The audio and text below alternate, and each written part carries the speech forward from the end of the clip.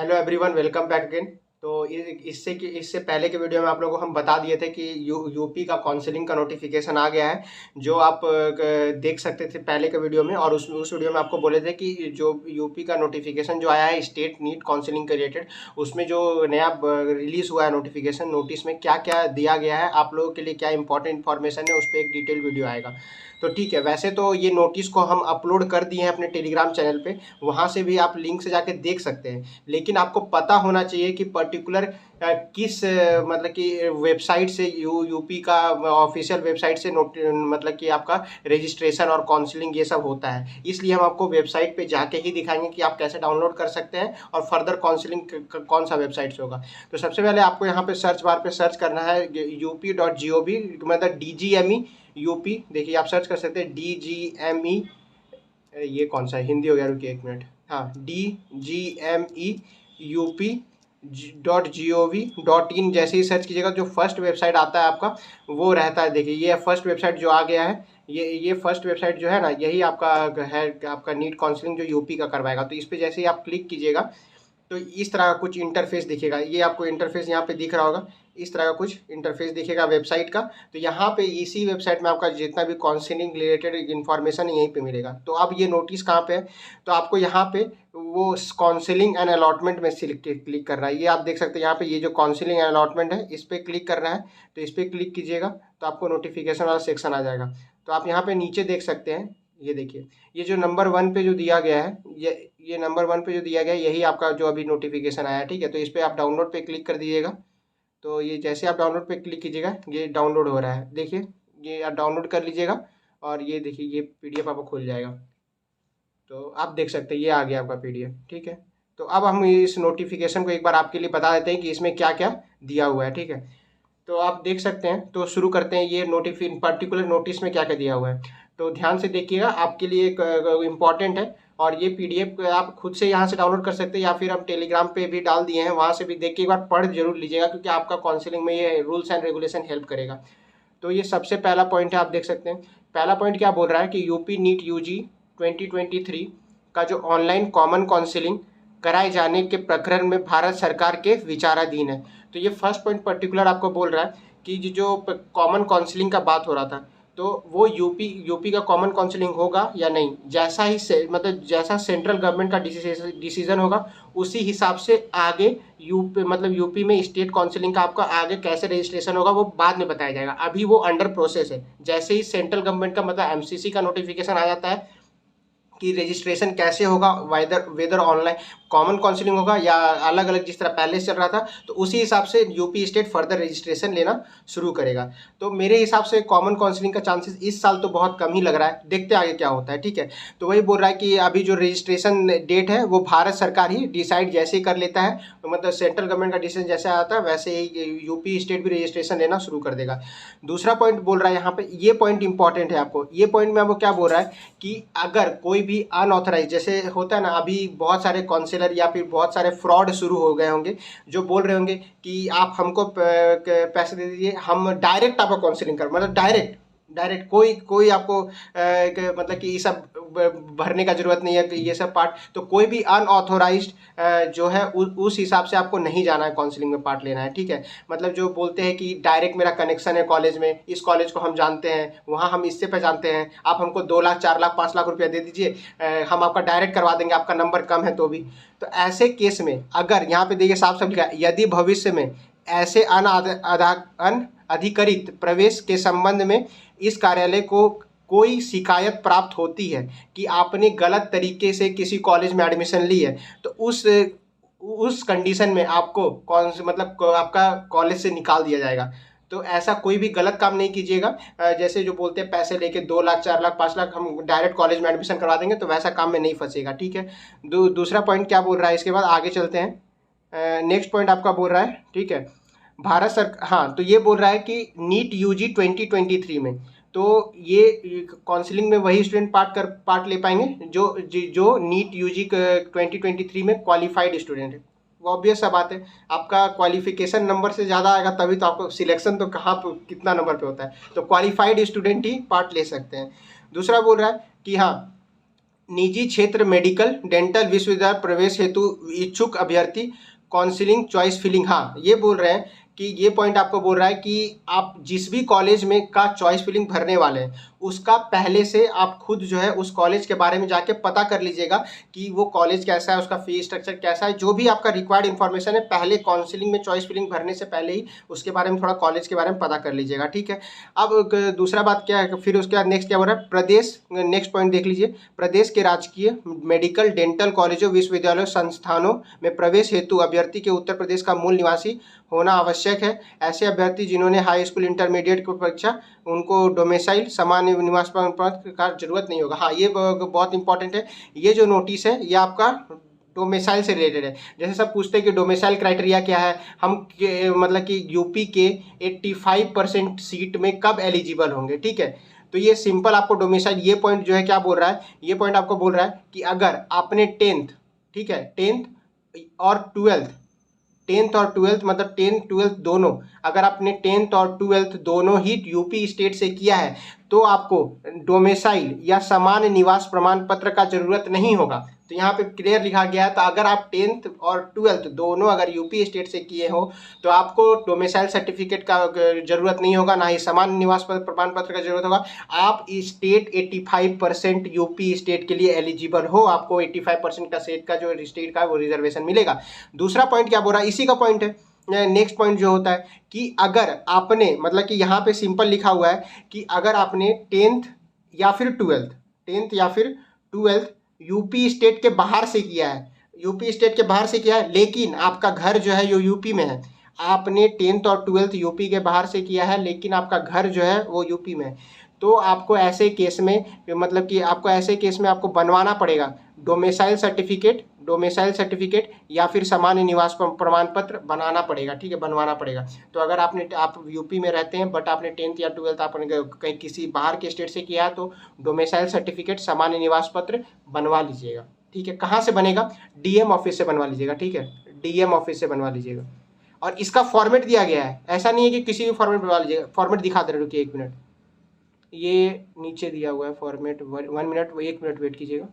हाँ, ये देखिए ये फॉर्मेट है, पेज नंबर 6 पे है, ठीक है। तो आप देख सकते हैं यहाँ पे ये इसी फॉर्मेट में चाहिए, इसी फॉर्मेट में चाहिए, ठीक है। ये देख लीजिए, ये जो डोमेसाइल सर्टिफिकेट है इसी फॉर्मेट में चाहिए होगा, ये वाला, ठीक है, इसी फॉर्मेट में चाहिए होगा आपको डोमेसाइल। ये सामान्य निवास प्रमाण पत्र का मतलब कि आपका फॉर्मेट है और ऊपर वाला डोमेसाइल सर्टिफिकेट का फॉर्मेट है, इसी के में बनवाइएगा, ठीक है, इसी फॉर्मेट में। तो आप कहाँ से बनवाइएगा, ये भी बहुत स्टूडेंट पूछते हैं। तो आप जो है ना डीएम ऑफिस चले जाइएगा, वहाँ पर बन जाएगा, ठीक है, डीएम ऑफिस में, ठीक है। अभी टाइम है, बनवा लीजिएगा, बन जाएगा। तो 6-7 दिन में बन जाता है, ठीक है। तो अभी आपके पास 10-12 दिन टाइम है, तो 6-7 दिन में बन जाएगा, वहाँ जाइए बनवा लीजिए। हाँ, पढ़ लीजिए आप भी एक साथ, तो बता देते हैं। ये देख सकते हैं, ऐसे अभ्यर्थी जिन्होंने हाई स्कूल इंटरमीडिएट एक अथवा दोनों परीक्षाएं प्रदेश के बाहर से उत्तीर्ण की है तथा उत्तर प्रदेश राज्य के मूल निवासी हैं, देखिए यहाँ पे, तथा उत्तर प्रदेश राज्य के मूल निवासी हैं, ऐसे अभ्यर्थी हेतु डोमेसाइल राज्य हेतु प्रशासन विभाग उत्तर प्रदेश शासन के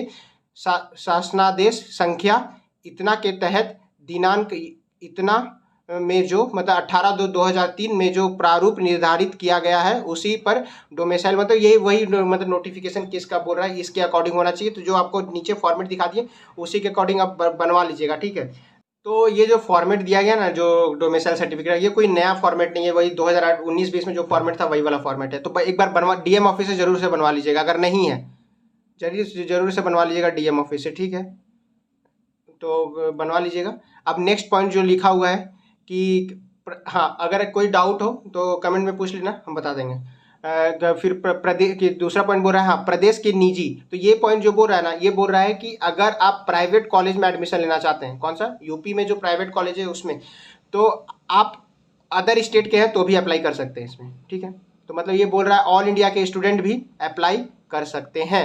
ये पॉइंट बोल रहा है कि अगर आप प्राइवेट कॉलेज में एडमिशन लेना चाहते हैं तो ऑल इंडिया के स्टेट के भी मतलब अदर स्टेट के भी स्टूडेंट यहाँ पे अप्लाई कर सकते हैं। बट गवर्नमेंट कॉलेज के लिए सिर्फ और सिर्फ स्टेट के 85% मतलब स्टेट 85% का जो काउंसलिंग होता है उसमें सिर्फ या तो आपने 10th और 12th दोनों यूपी से किया हो या दूसरा आपका घर या फिर आपका डोमिसाइल और वो होना चाहिए यूपी स्टेट का, फिर आपको बनवाना पड़ेगा, ठीक है। बाकी प्राइवेट के लिए ऑल इंडिया के स्टूडेंट भी अप्लाई कर सकते हैं। नेक्स्ट पॉइंट देख लेते हैं वो क्या बोल रहा है। हाँ, आरक्षण के संबंधित, ठीक है। तो ये थोड़ा 1 मिनट, हाँ ये देख सकते हैं आरक्षण के संबंधित जो बोल रहा है, आरक्षण मतलब कि रिजर्वेशन क्राइटेरिया के बारे में बोल रहे हैं। ये पिछड़ा वर्ग ओबीसी, अनुसूचित जाति एससी, अनुसूचित जनजाति एसटी, आर्थिक रूप से कमजोर वर्ग ईडब्ल्यूएस के बारे में बोल रहा है। समस्त प्रमाण पत्र उत्तर प्रदेश, हाँ यहाँ पे ये समस्त प्रमाण पत्र जो होगा ये उत्तर प्रदेश राज्य के द्वारा निर्धारित प्रारूप में होना चाहिए, ठीक है। तो ये जो है ये बोल रहे हैं कि जो ओबीसी सर्टिफिकेट होगा या एससी हो एसटी हो तो ईडब्ल्यूएस हो, ये जो होगा ना ये आपका यूपी गवर्नमेंट के फॉर्मेट में होना चाहिए। कौन सा होना चाहिए? यूपी गवर्नमेंट के फॉर्मेट में होना चाहिए। जैसे सेंट्रल वाला जो ओबीसी सर्टिफिकेट है सेंट्रल गवर्नमेंट का, वो यहाँ पे नहीं चलेगा, याद रखिएगा।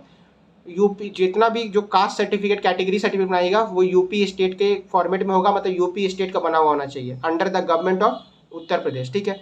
अब दूसरा पॉइंट क्या बोल रहा है, ये दूसरा पॉइंट बहुत इंपॉर्टेंट है आपके लिए। उत्तर प्रदेश के सामान्य पिछड़ा वर्ग यानी कि ओबीसी का बोल रहा है, ओबीसी, एंड देन बोल रहा है कमजोर वर्ग मतलब ईडब्ल्यूएस का बोल रहा है, ठीक है। ईडब्ल्यूएस का जो प्रमाण पत्र है वो 1 अप्रैल 2023 का बाद का होना चाहिए, ठीक है। तो यहाँ पे सिंपल बोल रहा है कि ओबीसी और ईडब्ल्यूएस का जो सर्टिफिकेट है, ओबीसी और ईडब्ल्यूएस का जो सर्टिफिकेट है वो आपका 1 अप्रैल मतलब 1 अप्रैल 2023 के बाद का होना चाहिए, 2023 के बाद का होना चाहिए। अगर आपका एक मतलब कि 1 मार्च का 2023 का भी है, मार्च 2023 का भी है तो नहीं चलेगा, आपको 1 अप्रैल 2023 के बाद का चाहिए। तो आपको टेंशन नहीं लेना है, अभी भी आपके पास टाइम है, बनवा लीजिए। 10 दिन का टाइम है, 10-12 दिन टाइम है, जल्दी से आप जाइएगा। 6-7 दिन में बन जाता है, उतना टाइम नहीं लगता है, ठीक है। तो ये बन जाएगा, ठीक है, ये जल्दी से बन जाएगा, ठीक है। और हाँ यहाँ पे एक तुरंत स्टूडेंट क्वेश्चन पूछेंगे कि भैया ये ओबीसी का और ईडब्ल्यूएस एससी एसटी को भी बनाना पड़ेगा? बिल्कुल नहीं, एससी एसटी कास्ट का अगर पुराना सर्टिफिकेट है चल जाएगा। ओबीसी ईडब्ल्यूएस के लिए ही है, उनको 1 अप्रैल 2023 का चाहिए। जबकि एनटीए में क्या लिखा हुआ था? एनटीए में लिखा हुआ था 1 अप्रैल 2022 का बाद का भी होगा तो भी चल जाएगा। तो वो सेंट्रल में चल जाएगा आपका, यहाँ नहीं चलेगा। यहाँ पे आपको चाहिए होगा 1 अप्रैल 2023 के बाद का, ठीक है। अब नेक्स्ट क्या बोल रहा है? हाँ अब जल्दी बन जाएगा, चिंता नहीं करना है आप लोगों को, ठीक है। अब दूसरा काम क्या है? यूपी नीट यूजी अंतर्गत श्रेणी लाभ हेतु निमांकित बिंदु प्रसरण, हाँ ये कुछ इंपॉर्टेंट पॉइंट्स बता रहे हैं, ठीक है। तो ये देख लीजिएगा, एक बार दिखा दे रहे हैं। तो ये बोल रहा है कि पीडब्ल्यूडी कैटेगरी के रिलेटेड बोल रहा है, तो पीडब्ल्यूडी कैटेगरी के रिलेटेड। तो ये जो आपका एमसीसी का जो नोटिफिकेशन आया था पीडब्ल्यूडी कैटेगरीज का, जो सेंटर्स बताए थे उन सब सेंटर्स में जाके आप बनवा सकते हैं, ठीक है। उन सब सेंटर से ही बनवा सकते हैं। तो ये एमसीसी के नोटिस पे ही जो पीडब्ल्यूडी कैटेगरी का है, अभी तक अगर वीडियो नहीं देखे तो वो वीडियो देख लीजिएगा। और नीचे दिया गया है, रुके दिखा देते हैं 1 मिनट। पीडब्ल्यूडी कैटेगरी का ये रहा, हाँ ये रहा। तो ये देखिए, ये जो हम पहले ही भी आपको इस नोटिस के बारे में बताए थे, एमसीसी जो रिलीज़ किया था पीडब्ल्यूडी कैंडिडेट का जो सर्टिफिकेट कहाँ से बनेगा, तो यहाँ पे नीचे नोटिस दिया गया है, ठीक है। ये सब जो सेंटर है ना, तो आपके नज़दीक जो भी सेंटर पड़ रहा है, आपके नज़दीक मतलब आपके घर के नज़दीक जो भी सेंटर पड़ेगा उसके बनवा लीजिएगा, ठीक है। तो आप जैसे यूपी में रहते तो आपके सामने, हाँ बीएचयू में आप जाके बनवा सकते हैं, ठीक है। ये देखिए, ये 11 नंबर का जो है आप बीएचयू से बनवा सकते हैं, बीएचयू से जाके वेरीफाई करवा लीजिएगा। तो यूपी बिहार झारखंड के जितने भी स्टूडेंट हैं वो यूपी और मतलब कि आईएमएस बीएचयू से बनवा लीजिएगा, आईएमएस बीएचयू से बनवा लीजिएगा। जैसे बिहार मतलब कलकत्ता का बात है, अगर वेस्ट बंगाल का बात है तो आप हाँ यहाँ से IPGMER कलकत्ता से बनवा लीजिएगा, और क्या चाहिए। तो ये सब जगह से आप बनवा सकते हैं, मतलब बनवा लीजिएगा पीडब्ल्यूडी सर्टिफिकेट, ठीक है, अगर आप पीडब्ल्यूडी कैटेगरी से बिलोंग करते हैं तो। एंड और क्या पॉइंट दिया गया, और 2-4 पॉइंट है, देख लेते हैं एक बार थोड़ा सा जल्दी से। हाँ तो ये जो है स्वतंत्र, हाँ एक और कैटेगरी दिया गया है, स्वतंत्रता संग्राम सेनानी जो होता है, मतलब फ्रीडम फाइटर का कैटेगरी बोल रहा है, फ्रीडम फाइटर का कैटेगरी, वो अगर आपको बिलोंग करता है तो वही उसके बारे में दिया गया रिजर्वेशन। ये एनसीसी के कैडेट के लिए, वो एनसीसी नहीं होता है जो गवर्नमेंट वाला, एनसीसी कैडेट्स जो होते हैं उसके बारे में, ये नॉन क्रिमिलियर नहीं है, याद रखिएगा। ये एनसीसी कैडेट जो होता है उसके लिए C सर्टिफिकेट और B ग्रेडिंग के साथ होना चाहिए, ठीक है। दूसरा क्या बोल रहे हैं?